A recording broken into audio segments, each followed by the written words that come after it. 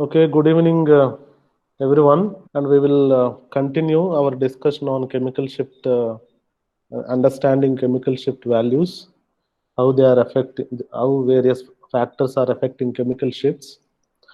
In the last class, we have just started understanding, various parameters, and this class also we will see, and tomorrow, next class also we will see the factors that are influencing the chemical shift.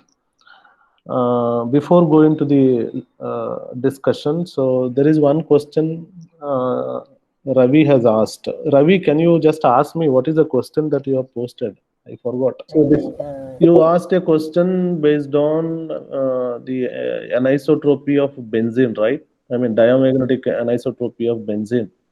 You said something, but then I read. Can you just ask once again what is your doubt? Sir, what if we trap the benzene molecules inside a matrix of inside gas, Hmm. and if we apply magnetic field, what would happen if whether the electrons electron current will rotate in the same direction, or will it change? How the magnetic anisotropy will behave in that situation? That's why I asked. Well, in the case of, to answer your question, in the case of benzene, if you arrest it, then still it will show some kind of anisotropy because benzene can present in different orientations in that, but there will be some net effect, right? So along that particular direction, if you are able to apply the magnetic field, then there is a possibility that it can show anisotropy. So the protons in benzene, uh, a periphery protons, they are present in periphery, but if you have some other system where the protons are on the exactly on the top of the protons, they experience a different magnetic field. That is what the meaning of anisotropy. They are not isotropic, so we are applying a magnetic field strength of B0, which is very strong, but our molecule is such that it has the protons located in different regions of the molecule, so they experience differently. That is my answer. And even if you take solid matrix, that will still prevail. Okay. But do we observe different kinds of peaks in that case because they are aligning in different orientations? So Yeah, it is when possible. It electron, is possible to look at different peaks. That is one of the things that generally people does. If you want to see some more effects, for example, the phosphorescence. You know what is fluorescence and phosphorescence. So phosphorescence is not generally seen in solution phase, mostly seen in solid state. Okay, that is one thing. So that is the reason why that what we do, if you have a molecule, that molecule we try to lower the temperature such that we get the solid matrix, and then in that matrix it will exhibit the phosphorescence much better way. Okay, likewise the solid phase, one can get different peaks. So to answer your question, one has to look at, I'm not very expert in that particular solid state matrix, solid state NMR, but broadly I know that it is not well studied, primarily because of the fact that primarily it is because of the fact that the signal broadening is the issue. So its lifetimes are much shorter. The tau 1 and tau 2 spin lattice as well as spin lattice things are smaller. As a result, there is a relationship between the signal width and then tau, and then if the tau is decreasing, and then the broadening of the peak so will be increasing. So inverse, both are inversely proportional to each other. okay, sir. So that's all. So anyway, you just look into some of the standard textbook, probably you will understand this concept. Okay, so well, I think we can continue our discussion on this chemical shift values. And before going to discuss about the double bond anisotropy, so I just want to give a brief introduction or note on the magnetic anisotropy, the sign convention.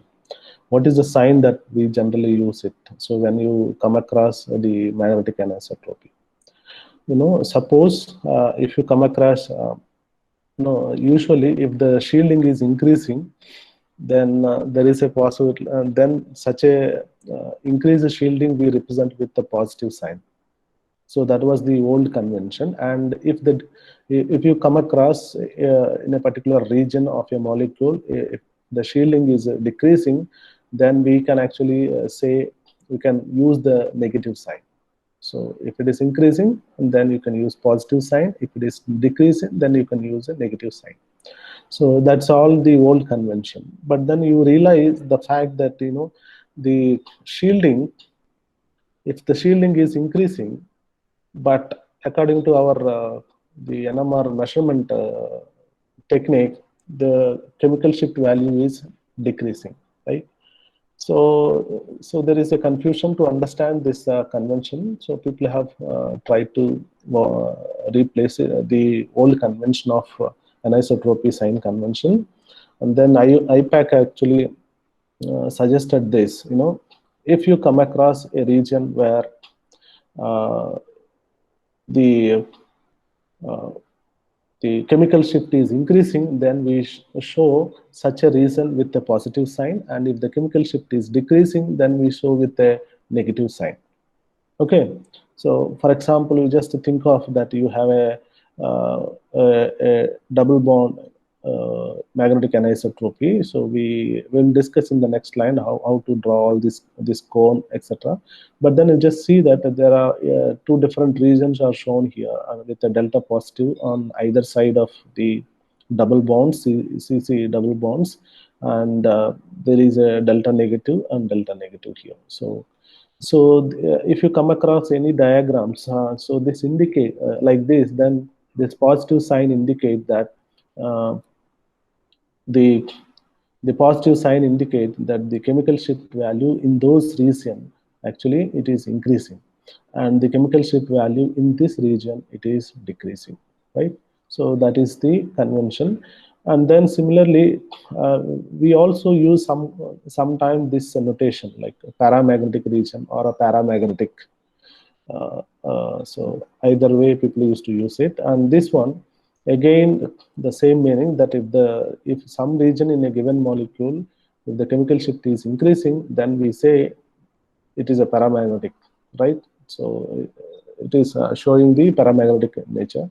And then the diamagnetic region, we say when the chemical shift value is decreasing. Okay, so remember this thing. Whenever we come across a shielding, that will actually leads to that we call it as a diamagnetic region, and the chemical shift value in that particular region will be smaller as compared to the other region, where if the chemical shift is where the uh,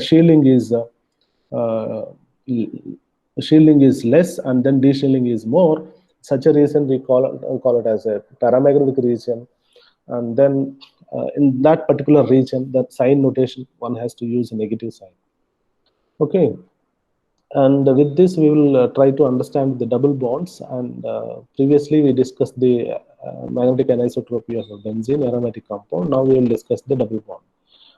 So the double bond, you can draw a double bond such that the double bond, CC double bond has to be perpendicular to the you can draw such that the applied magnetic field is perpendicular to the double bond plane. Okay, such a way it is drawn here. You can see this. So double bond C is placed in one plane, and this is our the magnetic field direction. Okay, so Z direction is the magnetic field direction. Okay, so you are applying a B0 in this direction. So this plane, okay, the double bond is a planar one, and then this plane has to be perpendicular to the applied magnetic field. Such a way one has to draw the double bond. And then it is observed that in the case of this double bonds, olefins olefins or substituted olefins around the double bond, that means above and below the double bond, one can find that there is a more shielding. There is a more shielding. Shielding means that is we call it as a diamagnetic region. Okay, so this is a cone. You can see this cone. It is represented with a cone. So there are ways to represent in cone. Some of the textbook will find this kind of cone notation, but some of the textbook that you will find the cones like this. But the concept is this around the double bond, that means above and then below the double bond, that region the shielding will be more. As a result, the effective magnetic field will be less. Therefore, the particular, if a proton is situated in that particular region, the chemical shift value will be less. Okay, so that's one point. The other point is that if it so happened that if you have a proton in this planar region, that particular region usually we call it as a de-shielding region, and then this is also called as a paramagnetic region. And then the chemical shift values are generally found to be more in that particular region. So these are some of the examples you can see here, that it is a simple methylated cyclohexane. And then suppose if there is a one double bond in this cyclohexene, this is a cyclohexene. In this cyclohexene, you can see that the methyl, the proton is having more chemical shift value as compared to the simple cyclohexane. Okay, so why this happened? This happened because the methyl group is present where? So this is a double bond, right? So this is a double bond. So the methyl group is present in a where? It is situated in the planar region. You just imagine here that this is the cone here. Okay, so this is a cone. Okay, and in this cone that you will find that the delta positive.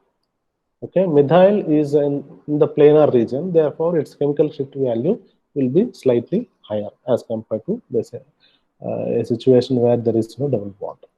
So likewise we can come across, and we can continue this discussion to we can extrapolate our discussion of double bonds to the carbonyl moieties or carbonyl functional groups.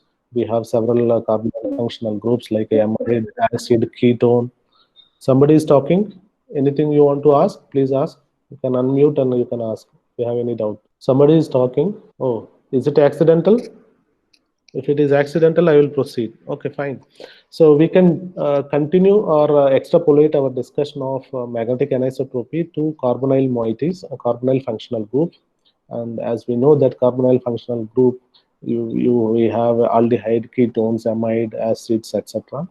So one can again draw this kind of cones to understand the shielding and de-shielding values, and one can also come across, one can also try to understand the chemical shift values of aldehyde proton. So the aldehyde protons, if you recall my previous discussion, that the tables I have showed you, the aldehyde proton will be seen somewhere around above 9, right?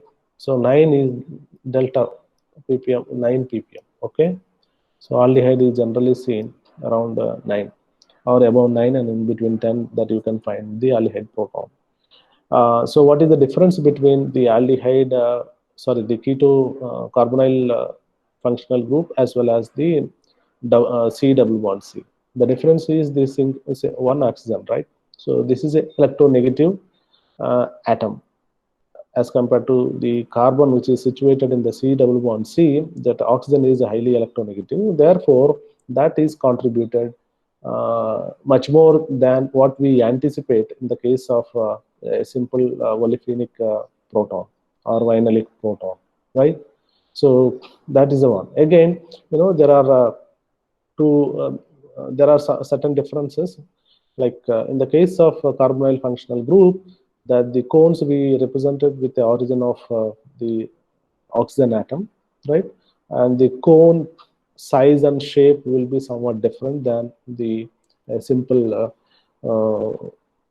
olefin C double bond C.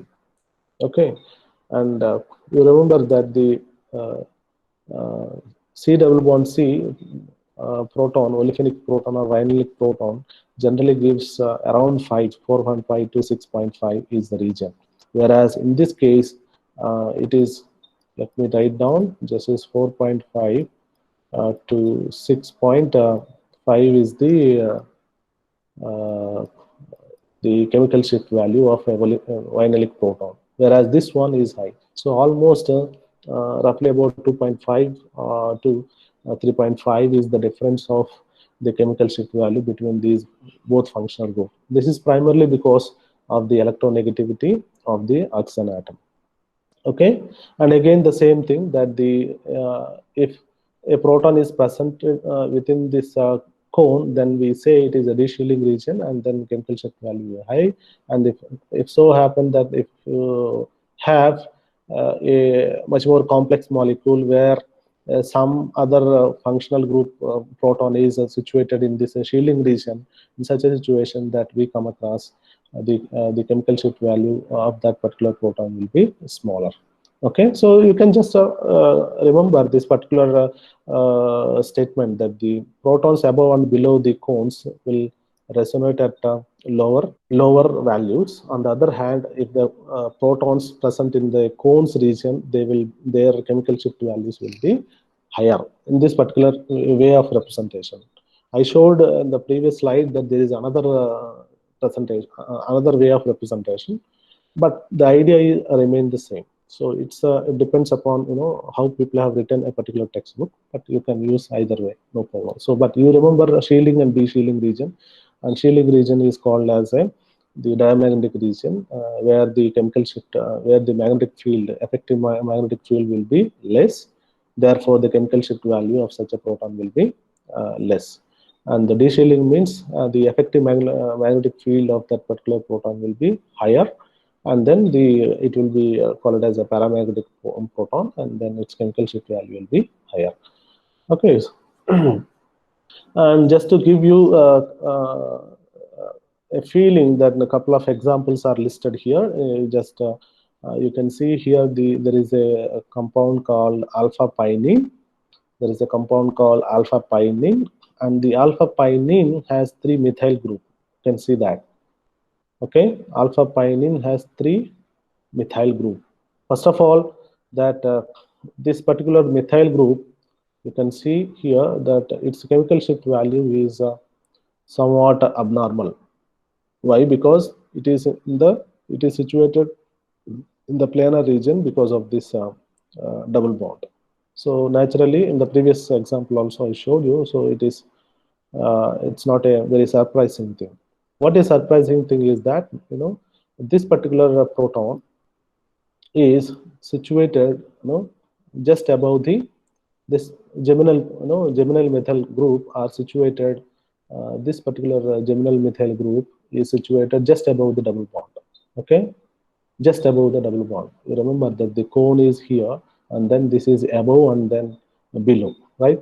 So since this one is situated above, just above the double bond, then its chemical shift value is smaller as compared to the other one, because this is on the rare side of the double bond. So its chemical shift value is found to be at 1.27.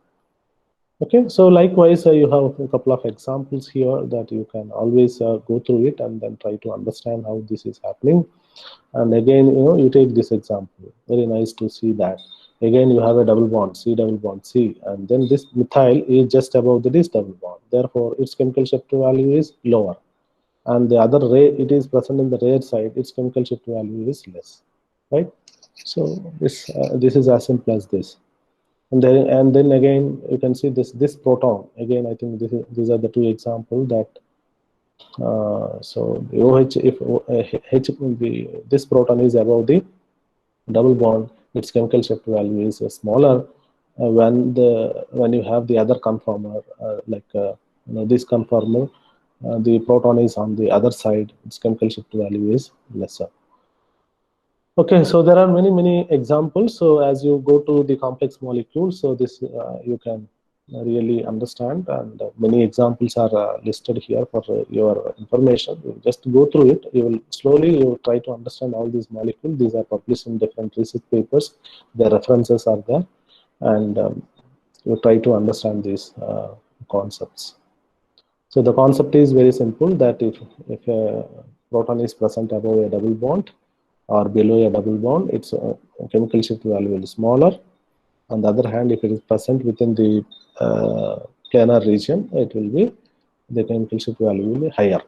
Okay, right. So there are few more example I just want to bring to your notice. Uh, you know, this is one very interesting thing, that uh, this is a toluene. We know, everybody, we know that the methyl proton resonate at 2.34 ppm. Okay, when you can find the chemical shift value of methyl proton at 2.34. On the other hand, if you know the analogous molecule, so toluene analogous molecule is 135 hexatriene, right? 1 2 1 2 1 2 2.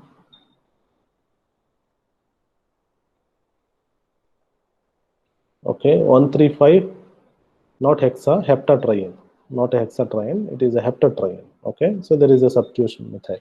So this is the molecule somewhat analogous to it, and this methyl, you know, it is just coupled, it is present in a acyclic conjugated molecule, whereas this is present in a cyclic one.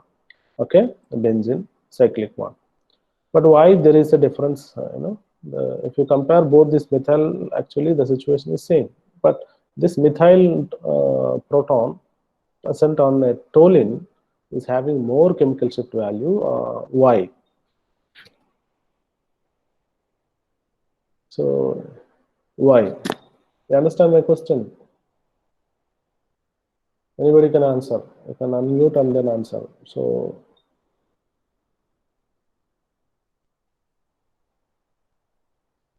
Manju, Manju unda, exit aya. Yes, sir. Tell me. You understood my question? हाँ sir. Okay, tell me.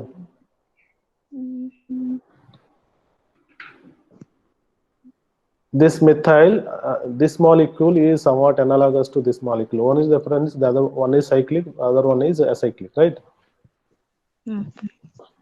So why its chemical shift value is high? Kiran Raj, are you there? Yes, sir. Or are you? Yes, sir. Oh, okay, you are there. Okay, tell Sir, me. it's because de-shielding is more at the all. Uh, Anybody? Rishika? Yes, sir. Sir, In toluene, the protons are at above the plane, so deshielding takes place. Above the plane, so deep. In the No. benzene ring, when we consider. You are partially. It should be less, right? If it is above or below the double bond, it should be less. You are saying the opposite way. Just we discussed the double bond concept, right? Yes. What is there? What I told you is that if it is above the double bond, then or below the double bond, the chemical shift value will be less. And if a proton is situated in the plane of the double bond, then it is possible that we can find a higher chemical shift value. sir, Who is that? Kuntal. yes.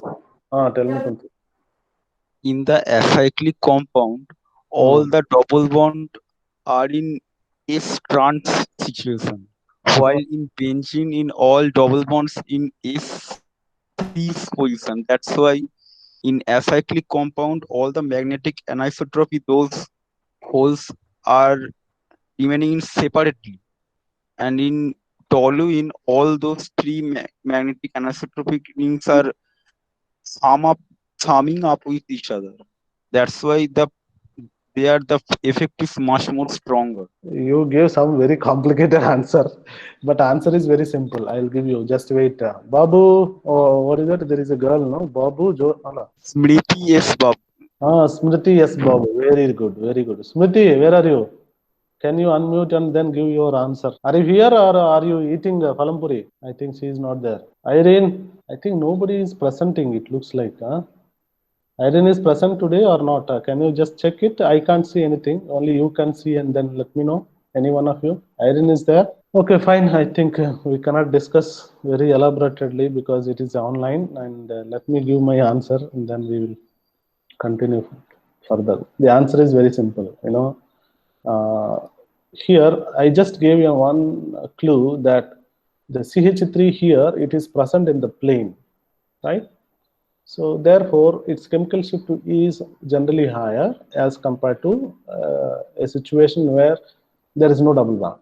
Okay, that is why usually the methyl proton will be resonating at around 1, but this is almost reaching 2. It is mainly because that it is connected to the double bond. Okay, right. So that is one thing. But in the case of this one, this is also same, that we have a it's a conjugated molecule and then there is a double bond again. But what is extra is that, the aromatic ring effect is there. So it is, the ring current is the primary reason for, observing slightly, almost 0.4 ppm, delta ppm, chemical shift higher in the case of toluene methyl proton. This is primarily because of the ring current. Okay, in these two molecules, the double bond is same, but what is not there in this acyclic molecule and what is present is toluene is ring current. So ring current, whenever you come across the benzene or any aromatic compound, their anisotropic effects are much more stronger, and that will slightly extrapolate to certain other regions also, nearby functional groups also. That is why we see this higher chemical shift value. Is it clear?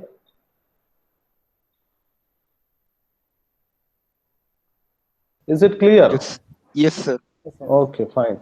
And this particular dihydrodimethylpyrene example, last class itself, I have covered it. Okay, this I am not going to discuss again. Again, the methyl protons, pyrene is a aromatic compound, and then is two methyl groups are situated above the plane and then below the plane. Therefore, that means they are situated in the shielding region. So whenever we see a proton situated in the shielding region, their chemical shift value will be higher. Okay, sorry, lower. That is why we see in the negative region. So this explanation I have already given. So let us move on, and then let us see another example. This is 18 aniline.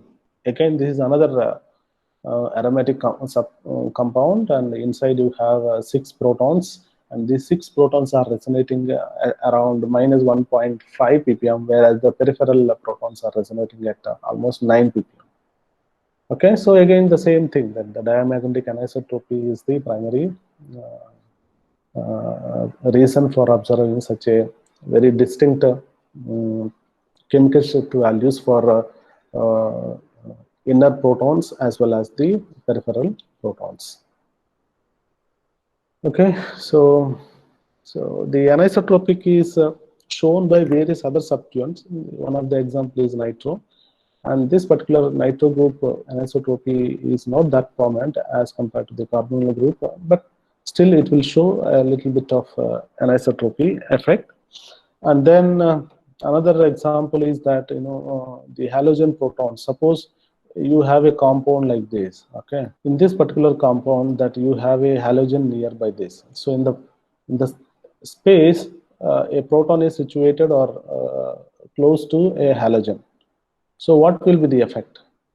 So what will be the effect? The effect is very simple, that you will find higher chemical shift values for this proton.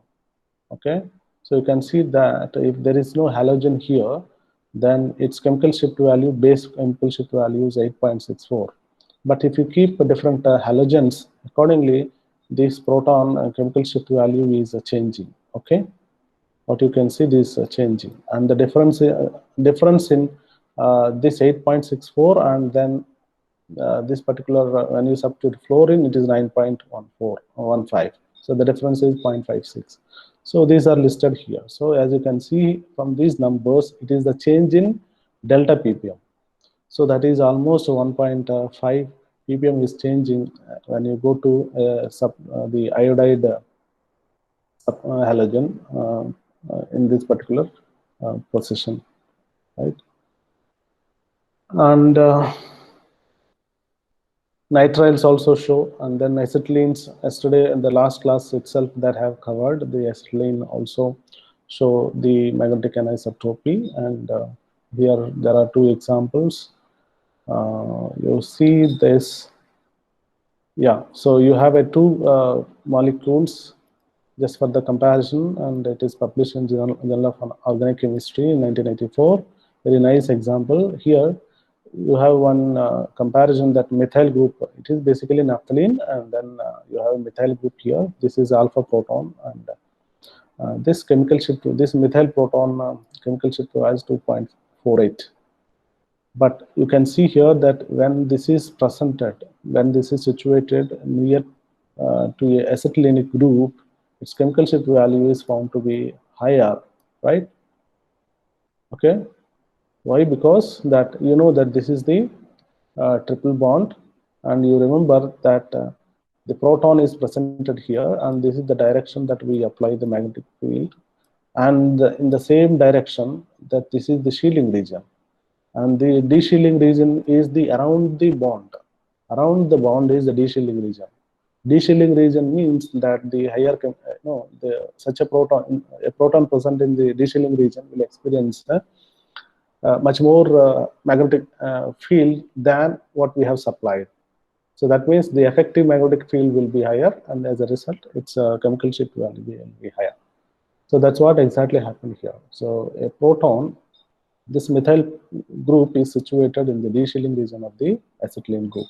That's why we see higher magnetic field, higher chemical shift value. And this example also similar to that. You can see here that the proton, this proton is situated here. So when you have this kind of, this is called phenanthrene. This substance is called phenanthrene. This phenanthrene case, the protons, these protons are resonating at 8.64, whereas in this substituted acetylenic substituted phenanthrene, that one can find the chemical shift value for this proton at 10.26, such a huge value. This is primarily because that in the proximity both are very close by. Okay, so in the proximity both are very close by, and this particular proton is situated in the de-shielding region, and we will see higher chemical shift value, right? And is like to C triple bond C is somewhat similar to C triple bond N, and then this C triple bond N again show the anisotropy, but then its values are those effects are not prominent as the acetylenic group. So that's the only difference. But then they do show a little bit of anisotropic effects. So this is one of the example you can see here, that the phenanthrene is 8.64, but in this particular nitrile substituted phenanthrene, it is 9.7. Okay, so it is roughly about 1 ppm is the difference. Okay, and move on to the next next topic is that the magnetic anisotropy of a single bond. This is also very interesting to know that cyclohexane, we know that cyclohexane can present different conformers, right? What are those conformers? Can anybody say what are the conformers of cyclohexane? Shearford, Hmm? Shearford, Uh, Watford, uh, and another yeah. Squeet. Uh? Another boot form is that Mm. Okay, fine. That you take either chair or boat form, no problem. That what I hope that you know the concept of the equatorial protons and then the axial protons, and the equatorial protons are found almost 0.5 ppm higher than the axial proton. I repeat the statement that the equatorial protons are generally show higher chemical shift values as compared to, you can see this equatorial, and this is the axial one. Okay, so this axial one is 1.1, and then the equatorial one is 1.62. So the difference is roughly about 0.5 ppm. So this is primarily because you know that there is a the you know this particular, for example, you take this one, this is alpha position, right? Suppose if you are considering this proton, this is alpha proton, this is a beta, and this is gamma, right? So this gamma, beta gamma, C a single bond C, right? C single bond C. Okay, so this particular one actually uh, is primarily responsible for observing such a the 0.5 chemical shift variation from equatorial proton to the axial proton. Okay, so the CH bond is stronger sigma donor than the CC double bond, which leads to the increased electron density in the axial position, and then as a result, the axial position, the increased electron density means that the shielding is higher, and then chemical shift value is lower. Okay, so this is a primary reason.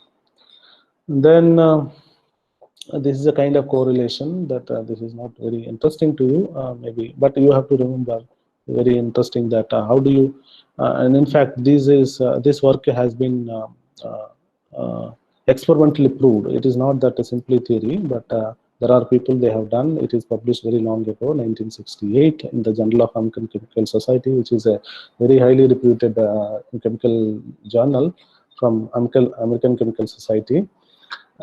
So when you bring down the temperature of the molecule, that means when you perform the NMR experiment at low temperature, that is at minus 103, then it is possible that you can separate axial and equatorial protons, and you can clearly see two different distinct protons at two different regions, two different positions. One is at 1.14, the other one is 1.62. So that is the very interesting part. Okay, so axial and equatorial positions are experimentally proved by the NMR, right? And various other things, single bond, many bonds, and it is very difficult, but then it shows in various kinds of molecules like syn and anti-aldehyde adducts like this. They show very nice anisotropy, but these effects are not very prominent. And then again, you know, exo-endo products.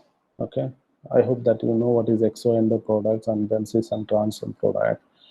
So the single bond, wherever the single bond is there, single bond also shows some kind of the magnetic anisotropy effect, but then its effect is less as compared to C1C or carbonyl group or diamagnetic anisotropy for the aromatic compounds. Let us move on to the next discussion. So this magnetic anisotropy is very interesting topic, and it is really given more weightage in the CSR point of view. So that is why I spent 2 classes, and then I'm going to spend 1 more day, and many questions are asked just for your quick understanding to what extent that you have understood the concept which I have discussed 2 lectures. I just picked up 2 questions published in appeared in 2017 December CSR question.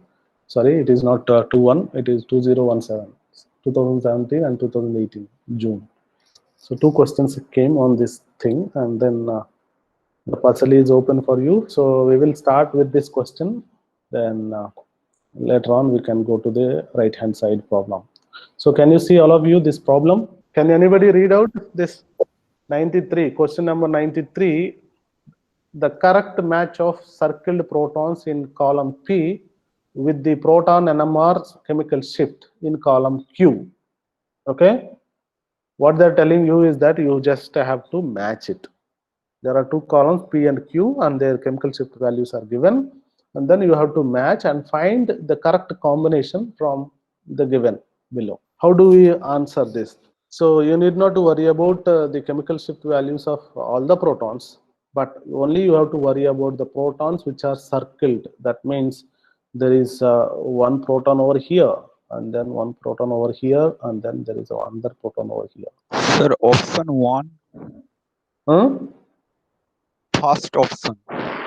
First option. What is first option? The What? first molecule will, 6.72. sorry, it is not first option, it's second option. First molecule's hydrogen will give signal at 16.4. Okay. Then the second molecule will give signal at 6.7, and last one will give at minus. Why is it so? In case of the first molecule, that hydrogen, that falls in the deshielded region of both the double bond and triple bond. The hydrogen marked of first molecule is falls in the deshielded region of both double bond and the triple bonds. Oh, that is why it's showing abnormal chemical shift value or very high. Yes. And the last one, it is in aromatic, it is an aromatic ring, and the hydrogen is in shielded region, that's why it is giving a negative signal. Pardon? In the last molecule, the molecule is aromatic, and the hydrogen is in the deshielded region, shielded region. That's why it will give signal at negative scale, -1. Okay. So Kuntal answer is option 2. So anybody have a better answer? Anne-Marie. Anne-Marie, you are there or you are making cake? Hello, Anne-Marie. Sir, Anne-Marie is not here. She joined? I don't know. So any other answer anybody can tell? Ashwati, Ashwini. They both are absent. Oh my God, I think I am calling people, many people, but no. Anybody can answer. Any other answer? Kanchana, Divya. Hello, sir. Tell me, Divya. Option 2 is right. In that first one is highly deshielded because it is paramagnetic and anti-aromatic. Okay, so Divya is right. Divya explanation is correct. Both are correct. You have chosen, but Divya answer is correct. So that is actually, I told you one answer. You know, anti-aromatic compound will show a different reverse the chemical shift values as compared to aromatic compounds. We learned from aromatic, you know, the diamagnetic anisotropy of the benzene, and also the from the 18-aniline pyrene. Can you just put off your mic, all of you? So we learned from the concept of benzene and then 18-aniline pyrene cases that the peripheral photons will give you higher chemical shift values. Okay, and the inner protons, okay, in the core, or it is present in the below or top of the aromatic ring, they will show the very small chemical shift values, right? When it comes to the anti-aromatic, I already mentioned that this concept is like totally reverse. In the case of anti-aromatic, the inner protons will resonate higher chemical shift value, and then peripheral proton will resonate at a lower chemical shift value. That is the reason. This is very straightforward, that this is aromatic compound and its proton is present in the inner, so definitely its chemical shift value will be smaller, and then it will go to negative also, right? It is very straightforward. Now there are two left over. This is anti-aromatic compound and the concept is reverse, therefore this is this and this is this. So this is the matching. Okay, so this is the answer for this. So this is given for 4 mark. So if you know the concept, then it is very, very easy to answer questions in the CSR examination. Okay, so let us look at the another question. What is this reaction on the right hand side? What type of reaction? It is elimination, substitution, addition reaction. Can you name that reaction, anybody? You studied a lot of organic chemistry, I suppose, in the first semester as well as in the second semester. Can you name what type of reaction it is? Atul? This is addition reaction. Addition reaction. Jitu, are you there? So my interest is not to find out what type of reaction is. It is up to you. Just I am trying to. Sir, What type of reaction it is? Addition, acid base reaction. acid base reaction. Oh, I don't know. I am very poor in organic chemistry, so that's why I am trying to know from you. You find out what type of reaction it is. But what is this actually on the left hand side? Cyclooctatetraene. Cyclooctatetraene. Okay, so now you see that the proton is adding over there, and then as a result, what is being formed there on the right hand side? What is that reaction it is? So in this reaction, if you see that this double bond is cleaved, and then there is the addition of the protons, right? Okay, so how many double bonds are left over? One double bond is involved in this particular reaction. Okay, so how many are left over now? There are 3. So if 3 double bonds are there, and if it is positively charged, so what type of reaction it is? Addition reaction. Okay, fine. But then what type of substituent it is? Homoaromatic. Yeah, so you can see this is a tropylium type of cation, right? Tropylium, you know that the 7-membered carbon ring, right? So the plane, you can find that since the proton is adding, and then this, the one carbon will be knocked outside, pushed away from the plane. Okay, this cyclooctatetraene is basically a planar substituent, planar molecule, but since the hydrogen is adding over there, as a result, one carbon atom will go away from the plane. Okay, so it is adding there, so one carbon is situated there, so rest of the 7 carbon atoms are presented here, and then 3 double bonds are there. So this is called, if you have a 7 carbon atoms and then 3 double bonds, that we call it as a tropylium cation. I'm sure that you have studied about tropylium cation, which is the primary species in many of the organic reaction mechanism that you would have studied, right? So this tropylium cation is aromatic or anti-aromatic? So this is aromatic, right? Tropylium cation is aromatic. As you can see here that it is aromatic, and then now first you have to understand this, and what is being asked, the question is that the correct match of the protons in column A and then column B. So they are basically asking you again same thing. They label the protons A, B, C, D, A, B, and then 1, 2, 3, 4, 5, 6, 7. Okay, protons are labeled here, and then the chemical shift values are shown here.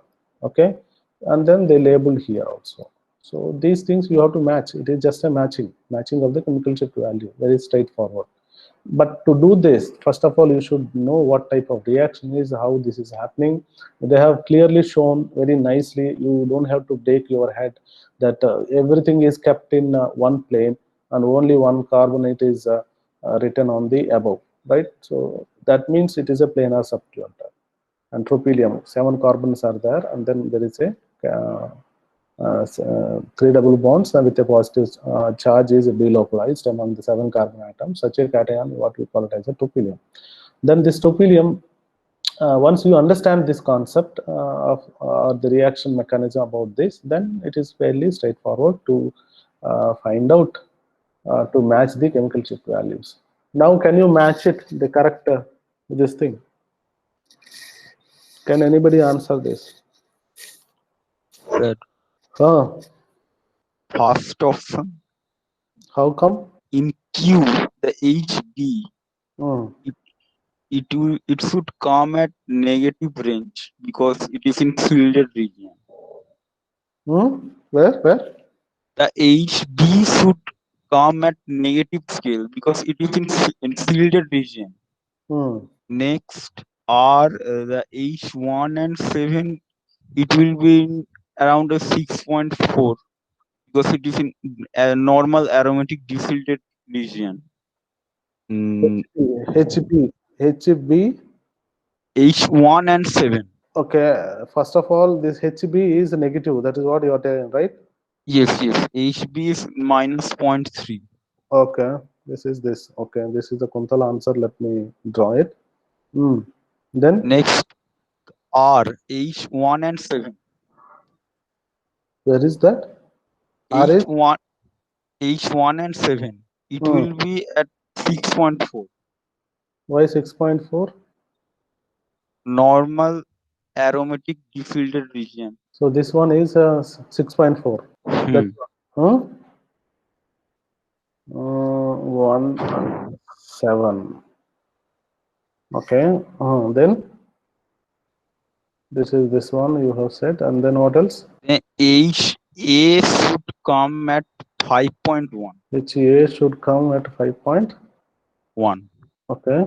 HA should get 5.1. Okay. And this is what? Okay. And this is 6.1. And this is this, right? The last option. Yes. Jinu, are you there?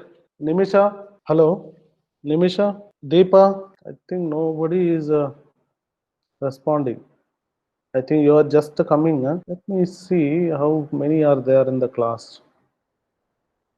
I really doubt on you whether you are presenting or not.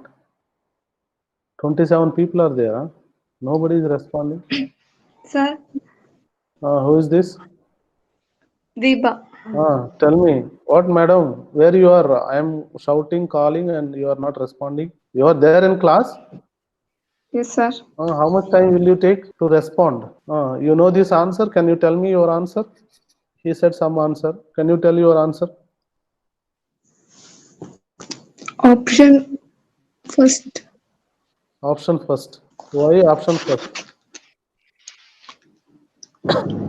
If it is option first, you have to explain why this is 1 and 6.4. I don't know, sir.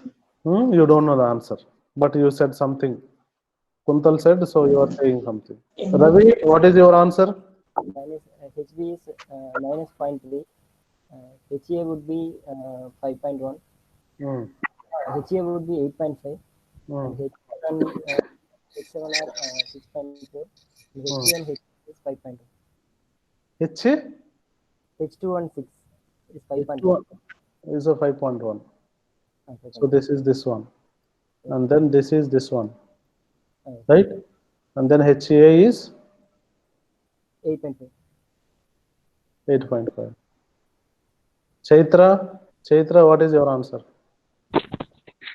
Sir, Yeah. HB is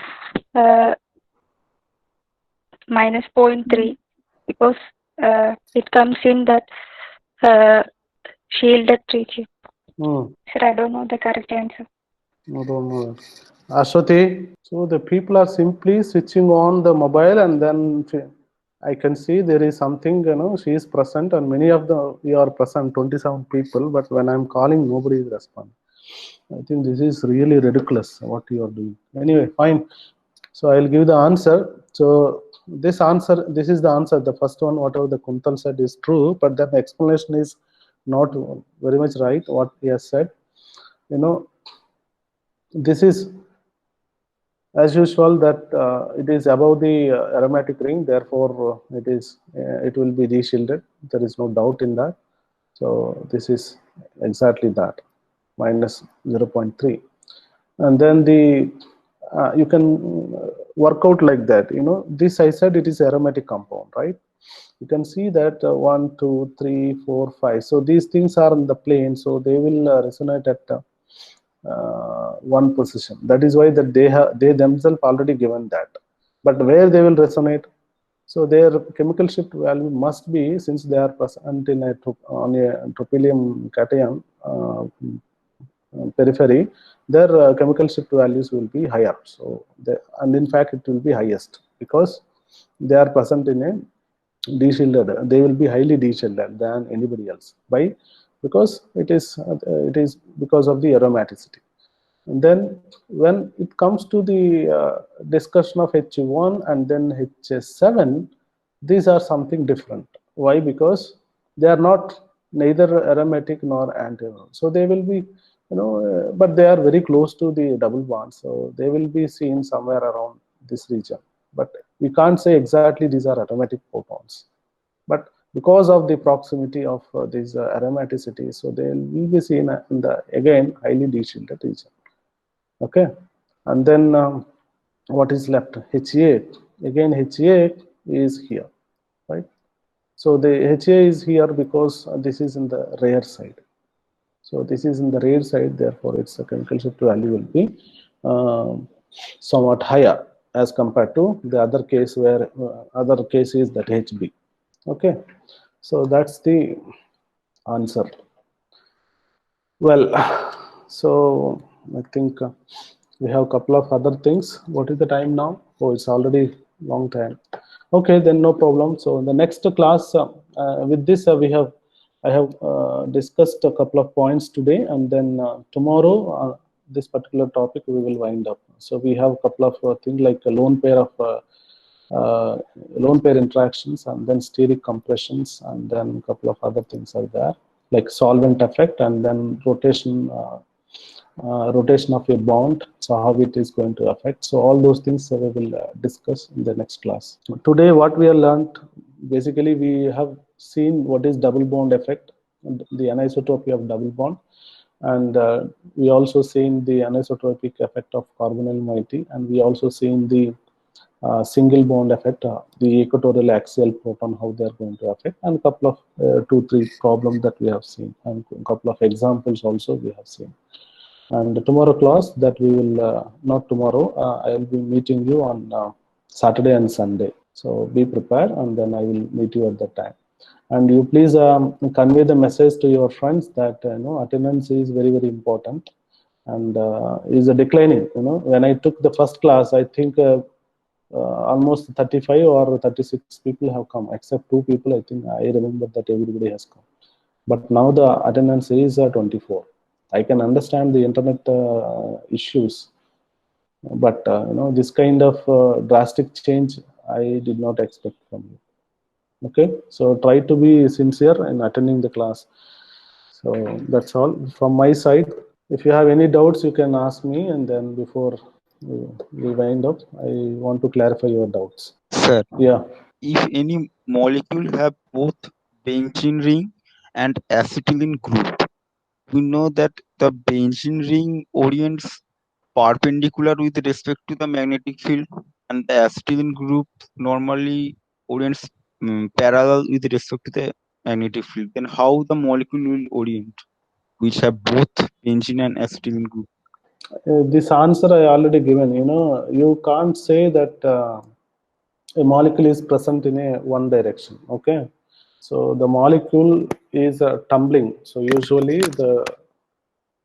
when you are recording, it is done, the experiment is done in a solution phase, so it will be rotating, but mostly it will try to align with respect to the magnetic field in the this particular direction plane.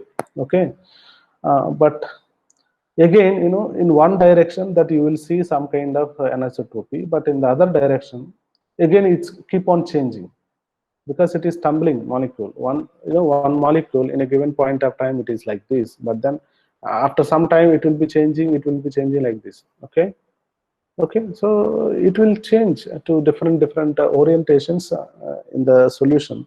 So we can't say that exactly how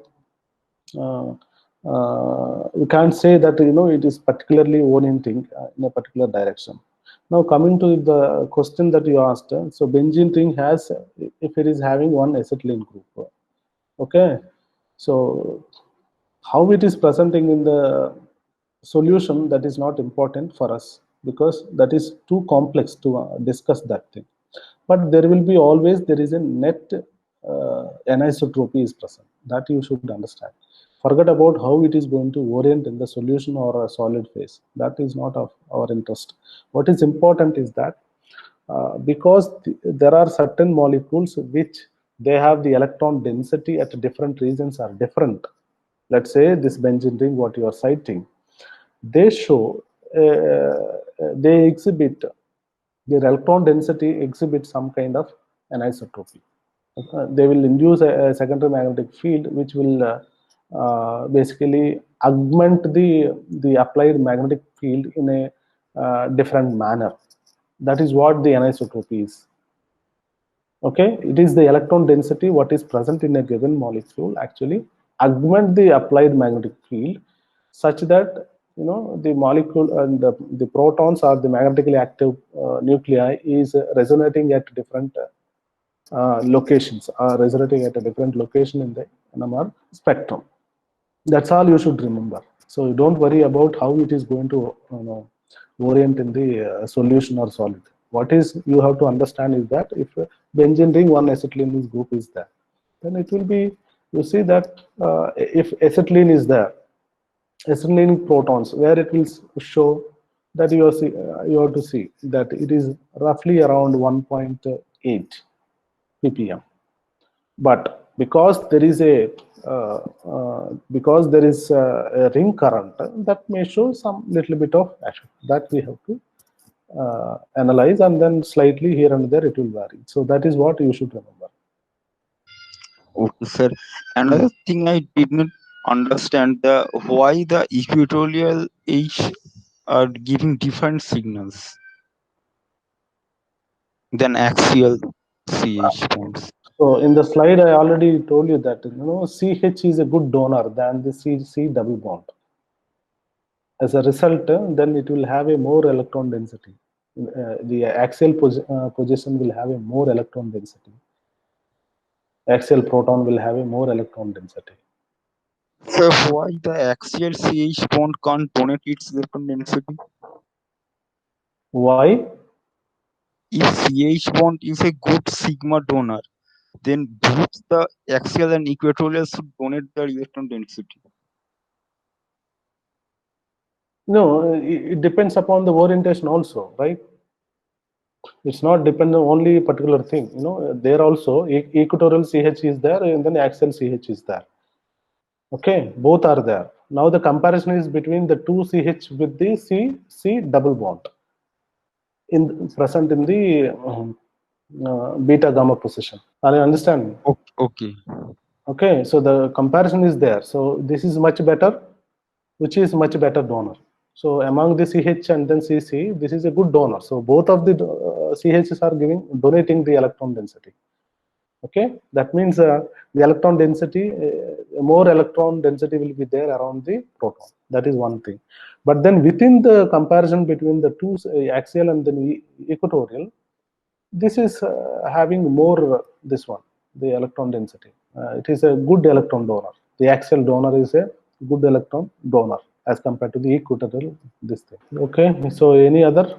Okay, fine. I think if there are no questions, maybe we can wind up the today's class, and thank you for attending, and we will meet on Saturday and Sunday for classes. Okay, I advise all of you that if you are not interested, you don't participate, don't attend my class. Okay, but if you are there, then I will be asking question, you should be present, you should respond, and if you are not responding, then I take it as something different. Bye.